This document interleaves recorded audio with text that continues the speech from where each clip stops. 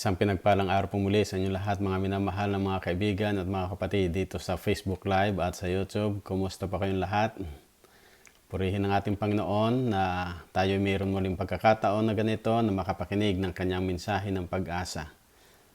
Muli po, welcome kayong lahat dito sa ating programa, ang The Message of Hope. Ito po ang inyong lingkod, Tio Di Malabanan. Sa inyo muli ay nagpapabatid ng isang pagbati, ng isang pinagpalang araw sa inyong lahat. Na ako'y umaasa at dumadalangin sa ating Panginoon na kayong lahat ay nasa mabuting kalagayan. Na anuman yung karanasan ng ating buhay sa ngayon ay tayo ay nasa panig ng ating Panginoon at purihin ang kanyang kabutihan at ang kanyang kadakilaan sa bawat isa sa atin. Sa atin pong mga kaibigan na bago pa lang tagapakinig, pwede po ninyong tingnan dito sa aking account sa Facebook page ng The Message of Hope. Nandun po yung mga iba't ibang mga topic na aking naibigay na ng mga nakalipas nating pag-aaral. O kaya naman po ay pwede nyo pong tingnan sa sa aking account sa YouTube. Type nyo lang po ang The Message of Hope by Tio Di Malabanan. Makikita po ninyo doon yung mga iba't ibang mga topics na aking naibigay na. Kahit pa nung last year, nandun po iba't ibang mga topics na ito yung mensahe ng pag-asa mula sa ating Panginoon na magiging inspirasyon ng bawat isa sa atin. At samantalang kayo po ay nasa YouTube, ay pwede rin po kayong mag-subscribe o kaya po ay mag-share ng link sa inyong mga kaibigan upang tayong lahat ay sama-samang makapakinig ng mensahe ng pag-asa ng ating Panginoong Diyos. Sa nakalipas po na isang buwan, noong last month po ay nagkaroon po tayo ng virtual evangelism na kung tawagin natin ay Being on the Lord's Side, na ito po ay pinamagatan ni Pastor Abel Cordero na siyang resource person natin dito. Being on the Lord's Side. At kung inyo pong nanais o akin po kayong iniimbitahan na inyong puntahan dito sa aming website, ang bernabefilipinoadventist.ca, at makikita po ninyo doon yung iba't ibang mga topics na kanyang na ipagkaloob. O kaya naman po ay doon sa Facebook and YouTube account ng Bernabe Filipino Canadian SDA Church. So yun po, at kung meron po kayong mga katanungan, ay i-message nyo lamang po ako upang kayo aking mapaglingkuran. O kaya naman po kung kayo mayroong mga prayer request, ay aking isasama sa aking mga panalangin o sa aming family worship time. Sasama namin sa prayer at ganda sa prayer warriors natin. So nandito po ang mga topics na kanyang binigay at ito po'y makakatulong sa bawat isa sa atin. Atin pong patuloy na pakinggan ang salita ng ating Panginoong Diyos at mamuhay na sa bawat sandali ng ating buhay ay tayo ay laging nasa panig ng ating Panginoong Diyos. Sa pagkakataong ito, bago po tayo magpatuloy sa ating pag-aaral, ay nais kong anyayahan kayong lahat. Saan man po kayo naroon, anumang oras na inyo masumpungan o mapakinggan ang mensaheng ito, ay tayo po ay sumandaling yumuko sa ating pambungad na panalangin. Kagalang-galang po naming Diyos, sa mga banal namin makapangyarihan sa lahat, isang kagalakan muli sa bawat sa amin ang kami ay magkaroon ng pagkakataon na makapakinig ng inyong mensahe ng pag-asa. Nandito po Panginoon ang inyong lingkod, kaya nawa ang siyang tumulong sa akin sa pagbabahagi nito at ang inyong salita ang siyang mahayag. At naway patuloy na pagpalain ang bawat isa na nandito sa Facebook Live at sa YouTube. At patuloy nilang tanggapin ang inyong mensahe na kung saan ay magiging inspirasyon ng bawat sa amin sa aming paglalakbay Kristiyano, na mamuhay kami ng naayon sa inyong pagkatawag sa amin bilang inyong mga anak. Maraming salamat sa inyong pagdinig sa aming dalangin. At patnubayan ng bawat isa na nagsisipakinig sa ngayon sa pangalan ng aming Panginoong Hesus. Amen. Muli po mga minamahal na mga kaibigan, welcome po dito sa ating programa, The Message of Hope. Ito po ang inyong lingkod, Tio Di Malabanan. Sa inyo po muli ay nagpapabot kasama ng aking sambahayan ng isang pinagpalang araw sa inyong lahat. Noong nakalipas pong isang linggo ay ating pong inalam ang may kinalaman sa sambahayan ni Nonong Nue. Sambahayan o pamilya na ito ay aking pinamagatan na Noah's Family in God's Covenant. yung pong pamilya ni Noe at yung tipanan ng ating Panginoong Diyos sa Kanya at sa Kanyang sambahayan. Kaya nga po aking iniisip na yung ating mga series ng pag-aaral may kinalaman sa pampamilya natin ay mabuklod sa isang pagkakaisa na hindi lamang dito tayo isang pamilya kundi ganun din sa langit na bayang pangako ng ating Panginoon. At panghuling talata po o ating tiningnan yung mga karakter po na ito ng pamilya o sambahayan ni Noe na ang sabi po doon sa Genesis chapter 6 verse 9 and 10, nandito po yung mga karakter ng sambahayan ni Noe. Ang sabi po doon, at ito ang mga lahi ni Noe. Si Noe ay lalaking matuwid at sakdal noong kapanahunan niya. Si Noe ay lumalakad na kasama ng ating Panginoong Diyos. So mapansin po natin dito, Noah and his family. They were righteous, blameless, and walked faithfully with God. Yun po ang ninanais ng Diyos din sa ating pamilya, sa ating sambahayan. At binigyan ng instruction ng ating Panginoong Diyos si Noe. At yun po ang kanyang sinunod na sang-ayon doon sa verse 22, Noah did everything just as God had commanded, or God commanded him. Lahat daw po ay ginawa ni Noe ayon sa lahat ng iniutos sa kanya ng ating Panginoong Diyos. At doon sa chapter 7 verse 5, makita natin doon yung pagpapatuloy, at ginawa ni Noe ayon sa lahat na iniutos sa kanya ng ating Panginoon. Yung lahat, mapansin po ninyo dito, kung ano yung sinabi ng ating Panginoon doon sa style ng arka na kanyang gagawin. At ganoon din, habang gumagawa, siya ay nangangaral. 120 years siya ay nangaral para ang mga tao ay magsipasok doon sa arka. Subalit, ang sambahayan lang po ni Noe ang siyang pumasok doon, at ganoon din ang mga hayop na ginabayan ng ating Panginoong Diyos na sila ay naligtas doon sa malaking baha. At kung ating mapansin, pagkalipas ng baha, ang sabi dito, then Noah built an altar to the Lord. At ipinagtayo raw po ni Noe ng isang dambana ang ating Panginoon, at kumuha sa lahat ng malinis na hayop at sa lahat ng malinis na ibon, at nag-alay ng mga handog na susunugin sa ibabaw ng dambana. At sinamyo ng Panginoon ang masarap na amoy, ng kung saan mapansin natin dito, pagkalipas ng unos, pagkalipas na sila'y naligtas, sila'y nag-alay sa ating Panginoong Diyos. Nagpasalamat, sila'y sumamba sa ating Panginoon. Ganon din nawa sa bawat isa sa atin, mga minamahal na mga kaibigan at mga kapatid. Hindi ko po alam kung ano ang bagyo ng inyong buhay sa ngayon o ng karanasan ninyo sa ngayon. Maaaring kayo ay nasa kalungkutan o nasa karamdaman o anuman ang ating kalagayan.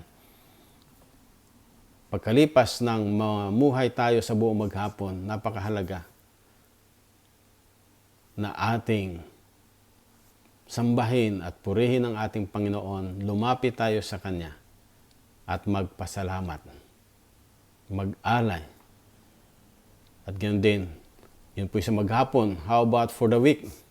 Ganoon din po, pagkalipas na tayo ay pinatnubayan at pinagpala ng ating Panginoong Diyos sa buong isang linggo, yung pangpito, ito yung panahon ng ating pag-aalay o ating pagsamba sa ating Panginoong Diyos na kung tawagin natin ay Sabat, pagpapahinga, pagpupuri sa ating Panginoon. Ito po ay ating pong pinag-aralan ng mga nakalipas. So yan po ang bilang pagre-review natin sa ating nakalipas na pag-aaral. Ngayon naman po ay aking ibibigay sa inyo ang isang panibagong pag-aaral na may kinalaman sa pangsambahayan pa rin natin. Na akin po itong pinamagatan na The Making the Right Choice. Yung pong tayo po ay gumawa ng mga tamang pagpili. Sa ating buhay po sa ngayon, marami tayong mga pinagpipilian. kahit pa man doon, samantalang tayo ay gumising sa umaga. Pagkalipas nating magising, nang tayo ay natulog na magdamag at sa kinaumagahan, naandun na kaagad mayroon tayong iniisip na ano ang ating pipiliin. Samantalang masarap pang matulog, ako ba ay babangon o ako'y matutulog muli? Nandun yung pagpili kaagad. Sa ating buhay, marami tayong mga pagpipilian habang tayo na andito sa lupang ito. Subalit nawa, ang ating pag-aaralan sa ngayon ay makatulong sa inyo at sa akin. At sa isang katanungan, what are the choices that we need to make? The right choice that we need to make. Una po dito, choose to serve God. Atin daw pong piliin yung tayo ay maglingkod sa ating Panginoong Diyos. Alam po natin ang spiritual gifts sa kanyang iglesia, sa church. Iba't ibang bahagi ng paglilingkod, gawain sa ating iglesia na ating ginagampanan. Katulad din po yan ng parabola ng talento na ating pinag-aralan noon. Iba't ibang mga talento ang kanyang ibinigay sa bawat isang kaanib. Ganun po, gampanan natin ang bahagi na yon. Ang sabi po dito, piliin natin yung tayo ay maglingkod sa ating Panginoong Diyos. At katulad ng atin pong pinag-aralan ng mga nakalipas, noon last week, isa po sa mga text natin noon, masumpungan doon sa Joshua 24:15. Paraphrase ko na lamang po dito, ang sabi doon, but if serving the Lord seems undesirable to you, then choose for yourselves this day whom you will serve. But as for me and my house, we will serve the Lord. Piliin daw po natin, mga minamahal na mga kaibigan at mga kapatid, kung sino ang ating paglilingkuran.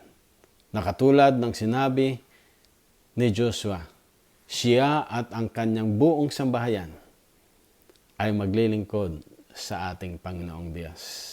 Napakahalagang tanawin yung ganoon, napakagandang tingnan.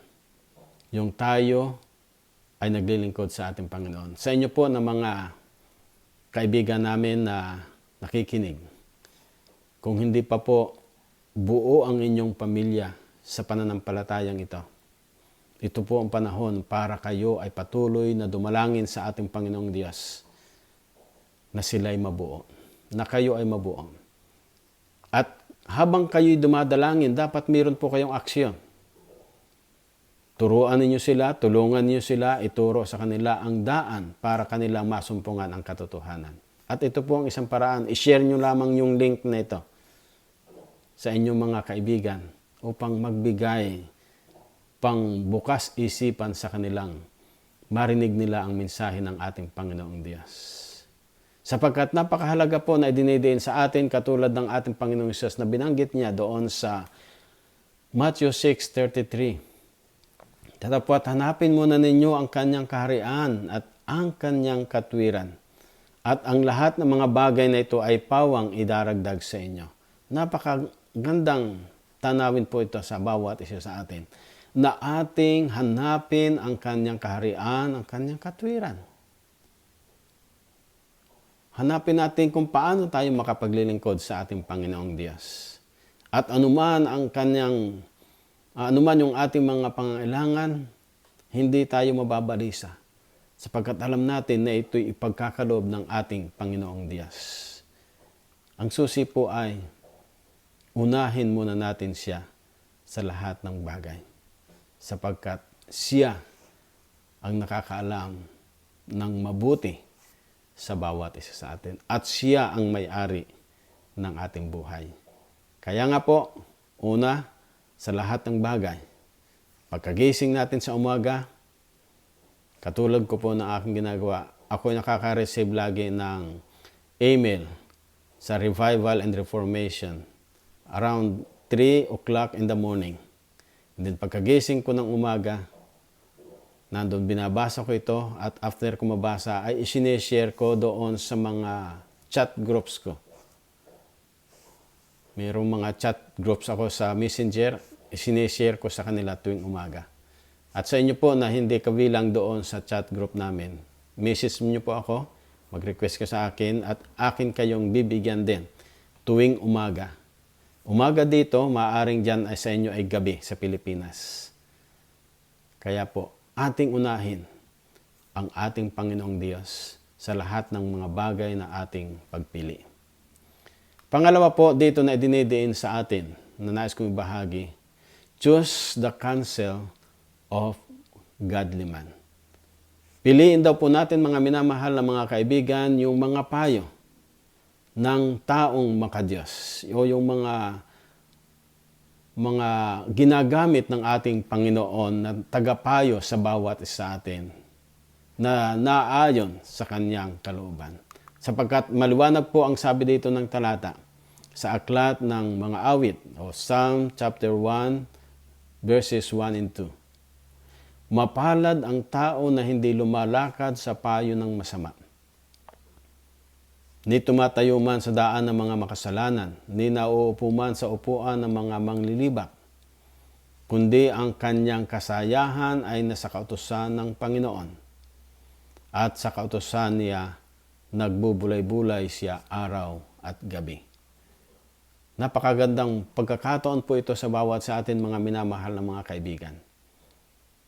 Na kung saan idinidiin sa atin dito, mapalad tayo kung hindi raw po natin susundin ang mga payo ng kasamaan. O hindi tayo lumalakad sa mga payo ng mga masasamang mga tao. Mayroong mga kasama na kung saan idinidiin pa rin po dito ni Haring Solomon sa aklat ng Proverbs 15 verse 22.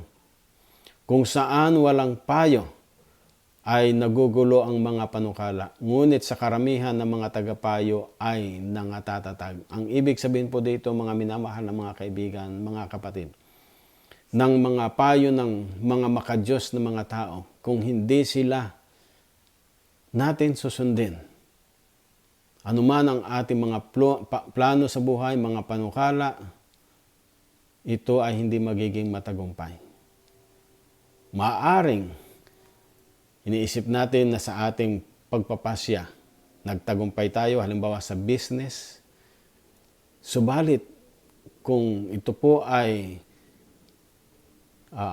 nandoon na hindi natin kinikilala ang ating Panginoong Diyos na siyang nagkaloob nito sa atin, wala rin po itong kabuluhan. Darating sa isang panahon, wala rin pong kabuluhan. Na maaaring iniisip natin na tayo'y nagtagumpay, subalit sa kabila po noon, hindi rin po ito ang magdudulot sa atin para makarating tayo sa buhay. Kaya nga po, unahin natin at sundin natin yung mga payo ng mga makadiyos na mga tao upang kung magkaganon, maging maligaya ang ating kinabukasan. Number 3 po dito na nais kong ibigay sa inyo mga kaibigan, choose the right friends. Pumili raw po tayo ng tamang kaibigan. Mayroon pong isang kasabihan na, tell me your friends and then I will tell you who you are. Sabihin daw po natin sa kanila o si sino man ang ating mga kaibigan at ipapakilala nila sa atin kung sino tayo. Kaya napakahalaga, piliin natin kung sino yung ating mga kaibigan. O humanap tayo ng kaibigang masasandigan natin. Sapagkat ang sabi dito ni Haring Solomon sa aklat ng Proverbs chapter 12, verse 26, ang matuwid at patnubay sa kanyang kapwa, ngunit ang lakad na masama ay nakapagpapaligaw. Sabi po dito, the righteous should choose his friends carefully. So kinakailangan daw po tayong matuwid ay pumili ng magiging kaibigan natin na maging maingat tayo sapagkat ang lakad ng mga masama, ito ay makapagpapaligaw sa atin, makapagpapalayo sa atin sa ating Panginoong Diyos. Isa pa pong idinidiin dito ni Haring Solomon sa chapter 22, verses 24 and 25. Huwag kang makipagkaibigan sa taong magagalitin. At sa mainiting tao ay huwag kang sasama. Baka ka matuto ng kanyang mga lakad at magtamo ng silo sa iyong kaluluwa. Pansinin natin po dito ang payo ng lingkod ng Diyos na si Solomon. Na huwag daw po tayo makipagkaibigan sa mga taong mga magagalitin o mga mainitin ang ulo. Ibig lang sabihin ay doon pumili tayo ng tamang kaibigan natin na sa tamang panahon ay nandoon mahihinga natin o sila'y makakatulong sa atin. Kaya nga po kung ang ating pipiliing kaibigan ay mga basagulero din, wala, darating panahon ganun din po tayo. Kung ang ating pipiliing mga kaibigan ay mga taliwas sa salita ng ating Panginoong Diyos, sa Kanyang kautusan, ganun din po tayo. Kaya nga po, pumili tayo ng mga kaibigang makapagdadala sa atin sa pagtatagumpay kasama ng ating Panginoong Diyos. Sapagkat isa pa pong idinidiin dito ng lingkod ng Diyos na si Solomon sa aklat ng Proverbs 18 verse 24. Ang nagpaparami ng mga kaibigan ay sa kanyang sariling kapahamakan. Ngunit may kaibigan na mahigit kaysa sa isang kapatid. Opo mga minamahal na mga kaibigan, sa panahon ng mga pangailangan, dahil tayo ay mayroong sariling kapatid sa ating laman. Mayroon kung tawagin tayo best friend. Mas higit pang nakakatulong sa atin yung ating tunay na kaibigan kaysa sa ating mga kasambahay o kapamilya o kapatid.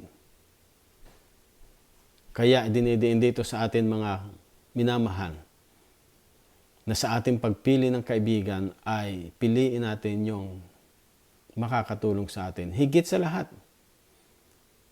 ang pagpili na kung saan ay katulad ng ginampanan ng ating Panginoong Hesus na kanyang binanggit sa aklat ng Juan, John 15 verse 13. Walang may lalong dakilang pag-ibig kaysa rito na ibigay ng isang tao ang kanyang buhay dahil sa kanyang mga kaibigan. So, dinidiin po dito sa atin mga kapatid na kung saan ay napakahalaga na sa pagpili natin kaibigan ay sila sa panahon ng ating mga pangangailangan makakatulong sa atin. Lalo tigit ang ating kaibigan, ang ating Panginoong Hesus, na ibinigay niya ang kanyang buhay sa bawat isa sa atin bilang kanyang kaibigan. At ano naman po ang ating isusikli sa kanya, kundi ang ipagkaloob din ang lahat ng ating buhay sa ating Panginoong Diyos. Pang-apat na nais kong ibahagi sa inyo, choose the right course. Sa ating mga mag-aaral, lalo tigit doon sa lower grade pa lamang, darating ang panahon, kayo po ay pipili ng ano nga ba ang tamang kurso na dapat kong kuhanin. Minsan, katulad ng aming anak dito, si Crystal. Siya ay grade 10 sa ngayon. Ginagabayan namin siya, ano ang kurso na gusto mong kuhanin sa darating na iyong college. At sa ngayon ay mayroon siyang mga iniisip na nandoon bilang magulang, nandoon yung aming suporta at panalangin para sa kanya. Ganon din nawa sa bawat sa atin o sa ating mga mag-aaral, we need to choose the right course for us na magagamit tayo ng ating Panginoong Diyos in the long run nang samantalang tayo ay naglilingkod sa Kanya. Sabi pa po dito sa aklat ng Proverbs 3, 5 and 6 na tumiwala tayo sa Panginoon ng ating buong puso at huwag tayong manalig sa ating mga sariling kaunawaan. Kilalanin natin siya sa lahat ng ating mga lakad at Kanyang ituturo ang ating mga landas. Opo mga minamahal na mga kaibigan at mga kapatid, ito po ang pinapayo sa bawat sa atin ng lingkod ng Diyos ni Solomon, na magtiwala tayo sa Kanya. Huwag tayo magtiwala sa ating sariling karunungan. Maaring sa ating mga mag-aaral ay naisip natin, ito na yung nararapat sa akin. Ako'y marunong dito. Subalit kinakailangan pa rin ang patnubay ng ating Panginoong Diyos. Huwag tayo magtitiwala sa ating sariling kakayanan, kundi Sa bawat isang tumitiwala sa Kanya at kumikilala sa Kanya, gagabayan siya ng ating Panginoong Diyos. At ang pangako niya sa inyo at sa akin, sa aklat ng Santiago o James chapter 1 verse 5. Ngunit kung kayo ay nagkukulang ng karunungan, ang sino man sa inyo nagkukulang ay humingi sa Diyos na nagbibigay ng sagana sa lahat at hindi nanunumbat, at ito'y ibibigay sa Kanya. So ganun po mga minamahal na mga kaibigan, na kung saan kung tayo ay kulang sa karunungan sa ngayon, ay humingi tayo sa ating Panginoong Diyos. Katulad po nitong aking ginagawa, wala pong nagturo sa akin ito, idinalangin ko ito sa ating Panginoon. In each week, o sa bawat linggo po ay aking inaalam ano yung aking ibibigay the following week. Dumadalangin sa ating Panginoon at ito ang ibinibigay sa aking mga pananalita na nais kong ibigay sa inyo. Kaya nga po napakahalaga, dumalangin tayo sa ating Panginoong Diyos. Upang kung makaganon, gabayan niya tayo kung ano ang mabuti sa bawat isa sa atin. Isa pa po, pagkalipas na ating tinanggap na tayo ginabayan ng ating Panginoong Hesus o ng ating Panginoong Diyos sa ating pagpili ng kurso, we need to choose the life partner. Tayo daw po ay pumili ng magiging kasama natin sa ating buhay. Sapagkat bagaman mayroon pong kaloob ng pagiging single, sa bawat isa mayroong talagang mas gusto nila na sila'y manatiling single. Subalit, diniin sa atin, katulad ng akda ng ating Panginoong Diyos kay Adan, na hindi matuwid yung siya ay mag-isa. Ganun pa man, kung pinili natin ito, okay lang. Subalit, ang kalooban ng ating Panginoon, kung ating idadalangin sa Kanya, pumili tayo ng magiging kaparehan natin, na magiging kasama natin sa panghabang buhay. Hindi po yung sariling emosyon natin o sariling kung ano yung ating simboyo ng damdamin. Katulad nga po ng kasabihang ang utak ay inilagay ng ating Panginoong Diyos na mas mataas kaysa sa ating puso. Kaya't kinakailangan papag-iralin natin yung ating utak, hindi yung ating puso. Sapagkat yung ating simboyo ng ating puso ay tayo'y napapabilis sa anumang mga desisyon na kung saan ay tayo'y napapariwara. At nagiging bunga nito, hindi maayos na pamilya. Kaya nga, kailangang papag-iralin natin yung ating isipin ang mga tamang desisyon natin. Huwag yung padalos-dalos na sa sandaling kaligayahan ay tayo ay mapapariwara. Kaya nga po, choose the life partner. The right one that it says in 2 Corinthians chapter 6 verse 14. Huwag kayong makipamatok ng kabilan sa mga di nagsisisampalataya, sapagkat anong pakikisama mayroon ang katwiran at kalikuan o anumang pakikisama na mayroon ang kaliwanagan sa kadiliman. Ang payo ni Apostol Pablo dito, mga minamahal na mga kaibigan, sa ating mga single, huwag nating piliin yung tayo'y pipili ng ibang kapananampalataya. Sa inyo po, na mga nakikinig dito, na mga single pa, dumalangin tayo sa ating Panginoong Diyos, pray ng mainam, at ang Diyos ang siya nakakaalam ng tamang kaparihan natin upang makasama natin sa pagbubuo ng ating pamilya na hindi lamang dito magkakasama. Kasi ang akda niya ay ganun din sa langit na bayan. Kaya nga po sa inyo na hindi pa buo ang inyong pamilya, na kayo na kapag-asawa na at hindi pa nabubuo, ito po ang inyong pagkakataon. Sapagkat mahirap po, nang sabi dito ay mahirap makimamatok yung magkabilan, yung hindi magkapantay. Kaya nga po ang paanyaya at paalala ng ating Panginoong Diyos, kinakailangang magkapantay tayo, magkasama sa isang pananampalatayang ito na mayroong pag-asa. At panghuli, na nais kong ibigay sa inyo mga kaibigan, pang-anim, choose life. Last week po ay pinag-aralan natin sa ating Sabbath School Quarterly ang topic na ito, choose life. At idiniin ni Moses sa kanyang pagkasulat sa aklat ng Deuteronomy, chapter 30, verse 19. Aking tinatawag ang langit at ang lupa na pinakasaksi laban sa inyo sa araw na ito, na aking ilagay sa harap mo ang buhay at ang kamatayan, ang pagpapala at ang sumpa. Kaya't piliin mo ang buhay upang ikaw ay mabuhay, ikaw at ang iyong lahi. Mga minamahal na mga kaibigan at mga kapatid, tunay na napakaganda na sa bawat sandali ng ating buhay, piliin natin siya. Sapagkat ito ang magbibigay sa atin ng tamang daan, katulad ng paggabay ng ating Panginoong Hesus dito sa pagsasalarawan,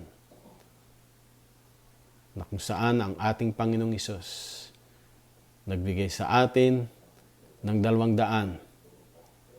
Nandito ang buhay at ang kamatayan. Piliin natin ang buhay. Ito po yung pamanhik niya sa atin. Piliin natin ang ating buhay, hindi lamang po dito, kundi sa susunod pang ating mga lahi. Katulad po ng aming pamilya. At dito, ng aking pamilya dito, mayroon akong isang anak.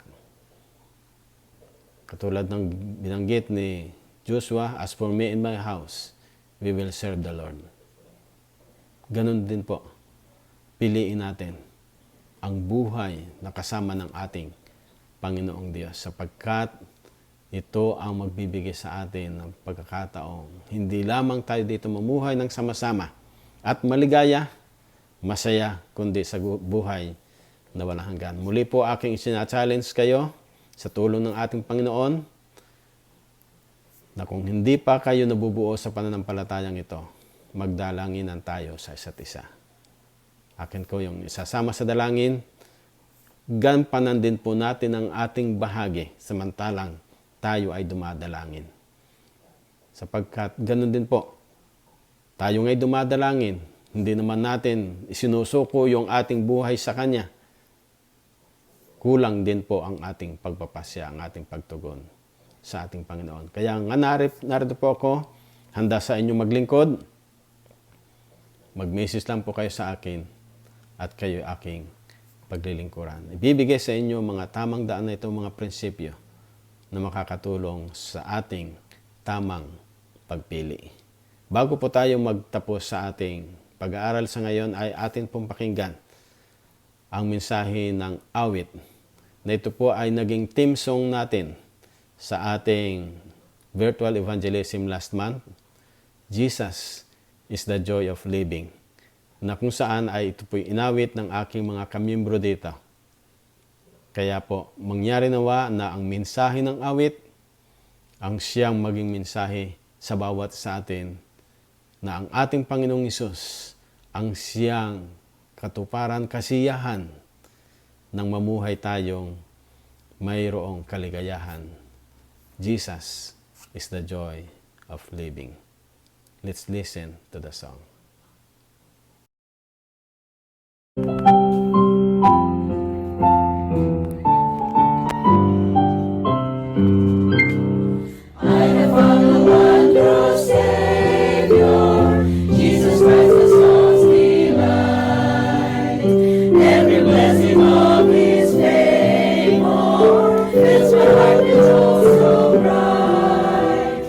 Jesus is the joy of living.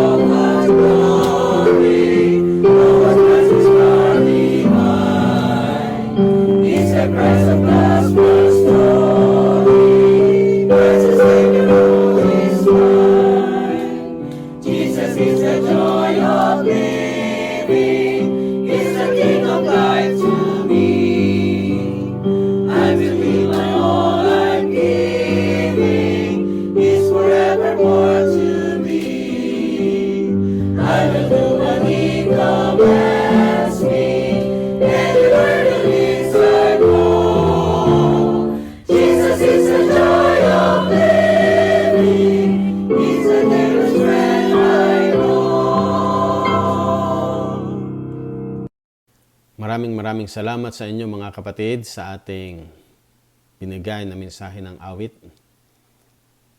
At naway nakatulong ito sa inyong lahat mga minamahal na mga kaibigan at mga kapatid. Ang mga mensaheng ito sa awitin at sa salita ng ating Panginoong Diyos. Upang kung magkaganon na samantalang tayo kanyang ginagabayan ay makatulong sa ating pang-araw-araw na pamumuhay na magkaroon tayo ng tamang desisyon. Higit sa lahat, yung desisyong ibigay natin ang ating buhay sa ating Panginoon. Sa inyo po na nakapakinig ng Being on the Lord's Side at ganoon din ang mga mensaheng ito, kung nagnanais po kayong magtalaga ng inyong buhay sa pagtanggap sa ating Panginoong Hesus bilang inyong tagapagligtas, i-message nyo po ako upang kung magkaganon kayo aking may dalangin at magabayan sa kung ano ang nararapat ninyong gawin sa inyong pagpapasya. Ako'y umaasa na ito ay naging pagpapala sa inyo at sa akin. Sa atin pong pagtatapos, akin po kayong iniinyahan na tayo'y sumandaling imuko sa ating panalangin. Kagalang-galang po naming Diyos, mabanal namin makapangyarihan sa lahat. Tunay na napakabuti ninyo sa bawat sa amin, Panginoon, na binigyan nyo kami ng pagkakataon na makapakinig ng inyong mensahe ng pag-asa.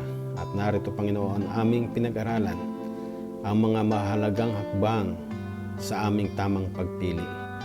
Aming hinihiling, mahal na Diyos, tulungan ninyo kami na sa bawat sandali ng aming buhay sa mga pagdedesisyon namin ay mapili namin ang naaayon sa inyong kalooban bilang kami ay inyong mga anak.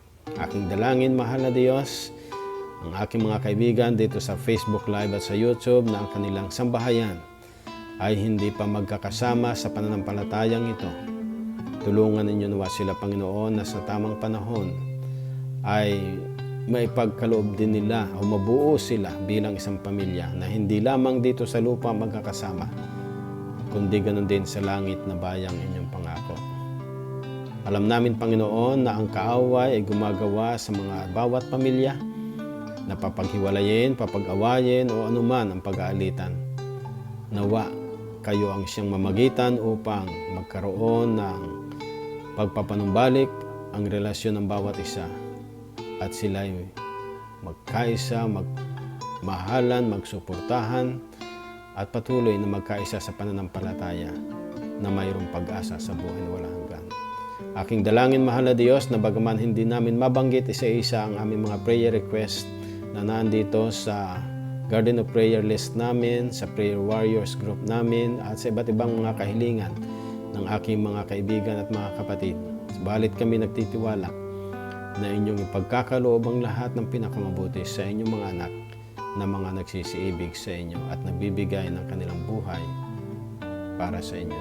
Mahal na Diyos, naway ang inyong bendisyon, ubasbas ang siyang igawad sa bawat sa amin at sa aming mga kaibigan, mga kapatiran na mayroong karamdaman, anumang mga sakit, Panginoon, ay inyong ipagkaloob sa kanila ang kagalingan at ang lahat ng pinakamabuti sang-ayon sa inyong kalooban. Ang mga nagugutom at nauuhaw dahilan sa pandemic na ito ay inyo silang pagpalain sa iba't ibang pamamaraan at lalo tigit sa pagkagutom ng inyong salita na naway ang aming mga napag-aralan ay makapagbigay inspirasyon at kalusugan sa kanilang pang-espiritual na sila'y lalago sa pagkakilala sa inyo at pagtanggap bilang personal nilang tagapagligtas. Maraming salamat, mahal na Diyos, sa inyong pagdinig sa aming dalangin at ang kapayapaan ng langit ang siya naming maranasan at tanggapin mula sa inyo sa pangalan ng Panginoong Hesus. Amen. Muli po mga minamahal na mga kaibigan at pagpalain tayo ng ating Panginoon. Maraming salamat sa inyong pagsubaybay sa ating programa. At mangyari nawa na susunod sa next week again ay nandito magkasama-tama tayo na makapakinig ng mensahe ng pag-asa mula sa ating Panginoong Diyos. As I always said at the end of our meeting, may God bless you all. And thank you very much for watching and also for sharing this truth to your friends. Always stay safe and God will take care each one of you. To those of you who are my members here in Burnaby Philcan Church, and also North Shore Church Plant, and our churches here in the Lower Mainland of Vancouver. Happy midweek po sa inyong lahat. Nawa ang kanyang kapayapaan at pagpapala ang siyang managana sa inyo at sa akin sa oras na ito, sa pangalan ng ating Panginoong Hesus na ito'y aking idadalangin sa Kanya. Thank you very much and see you again next week.